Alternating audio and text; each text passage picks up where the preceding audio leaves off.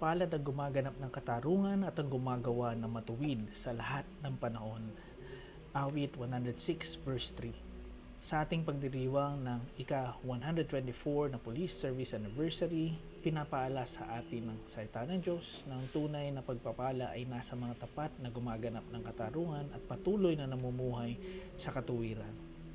Bilang mga lingkod bayan, tayo tinawag hindi lamang para magpatupad ng batas, kundi para magsilbing huwaran ng integridad, malasakit at pananampalataya.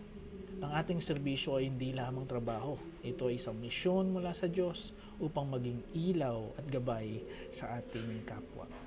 Manalangin po tayo. Amang Diyos, kami ay nagpapasalamat sa 124 na taon ng paglilingkod ng aming pong pambansang pulisya. Salamat po sa bawat opisyal at kawani na tapat na nagsasakripisyo para sa kapayapaan. Kaayusan, patuloy po kaming bigyan ng lakas, karunungan at pusong may takot sa iyo. Ilayo mo po kami sa mga tukso, gabayan sa paggawa ng tama at pagpalain ang aming mga pamilya. Nawa ang aming serbisyo ay maging kalugod-lugod sa iyo at kapaki-pakinabang sa aming bayan.